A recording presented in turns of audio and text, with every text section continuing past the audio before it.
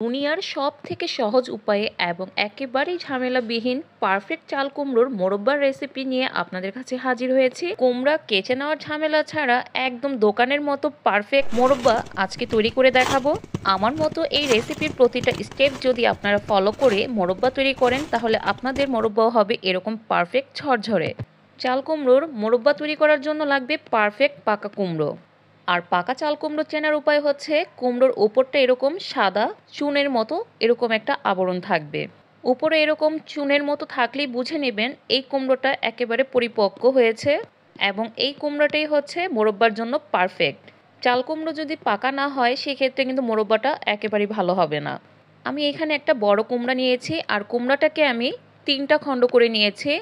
আর ভিতরের দানাগুলো দেখে নিশ্চয়ই বুঝতে পারছেন এটা কিন্তু একেবারেই পাকা কুমড়ো। আর মোরব্বার জন্য এই ধরনের কুমড়াই লাগে। কুমড়োটা থেকে আমি কিন্তু খোসা ছাড়িয়ে নিয়েছি। আর খোসাটা কিন্তু একটু ভারী করেই ফেলতে হবে যেন কুমড়ার গায়ে কোনো মতেই সবুজ অংশটা না থাকে। তো নিশ্চয়ই আপনারা দেখেই বুঝতে পারছেন আমি কুমড়াটা কিন্তু সুন্দর মতো সবুজ অংশটা বাদ দিয়ে দিয়েছি। এখন কুমড়ার বুকের নরম অংশটাও কিন্তু ভালো মতো কেটে নিতে হবে। কুমড়াতে যদি এই নরম অংশটা থাকে সেক্ষেত্রে কিন্তু মোরব্বাটা ভালো হবে না। তো এইভাবে আমি সবগুলো কুমড়ো কেটে নিয়েছি, আপনারা দেখে নিশ্চয়ই বুঝতে পারছেন। এখন কুমড়াগুলো আমি আঙ্গুলের মতো লম্বা লম্বা করে কেটে নিয়েছি।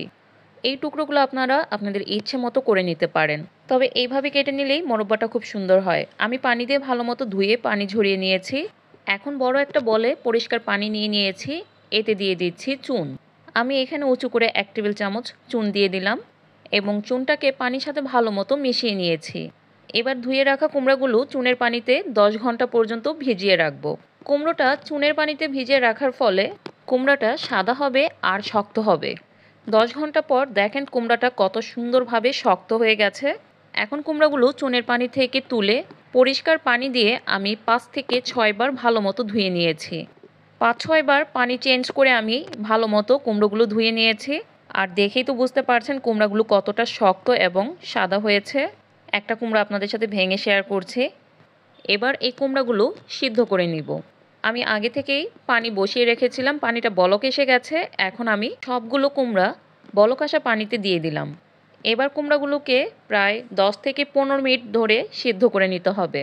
আর দেখেন চুনের পানিতে ভিজিয়ে রাখার ফলে কুমড়াটা কতটা সাদা শক্ত আছে, সিদ্ধ করার পরেও কিন্তু নরম হবে না।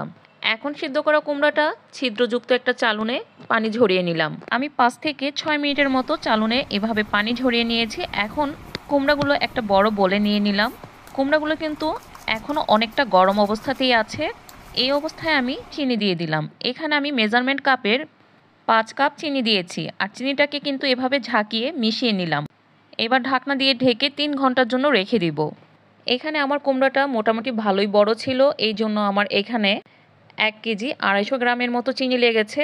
আর এইদিকে 3 ঘন্টায় কুমড়োতে মাখিয়ে রাখা চিনিটা একেবারে গলে পানি ছেড়ে দিয়েছে। চিনিটা কিন্তু মাখানোর কারণে এই মোরব্বা তৈরিতে আলাদা করে কোনো প্রকার পানি ইউজ করা লাগবে না। এখন মাখানো কুমড়াটাকে আমি আলাদা করে এর থেকে যে রসটা বের হয়েছে সেই রসটা একটা হাঁড়িতে নিয়ে নিলাম।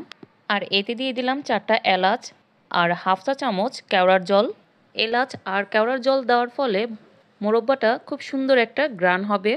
আপনারা চাইলে শুধু এখানে এলাচটা ইউজ করতে পারেন অথবা একটু কেওড়ার জল অথবা একটু গোলাপ জল দিতে পারেন, এটা পুরোটাই অপশনাল, জাস্ট সুন্দর একটা ফ্লেভারের জন্যই দেওয়া।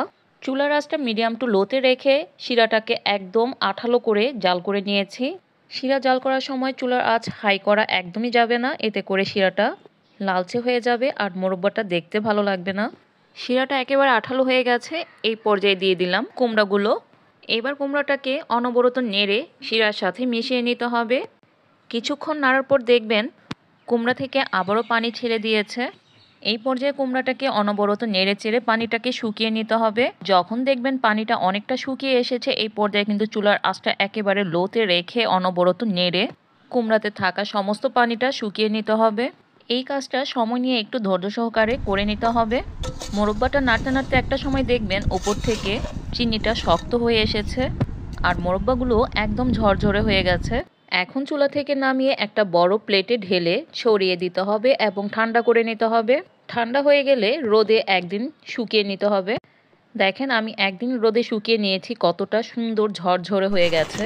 এই মোরব্বাগুলো আপনারা যে কোনো বক্স বা বয়ামে করে 1 বছর পর্যন্ত সংরক্ষণ করতে পারবেন এবং আপনারা কেক, পাউরুটি, জর্দা, ফিরনি যে কোনো খাবারে এই মোরব্বাটা ব্যবহার করতে পারবেন। তো দেখলেনই তো কত সহজে এত সুন্দর মোরব্বা তৈরি করা যায়।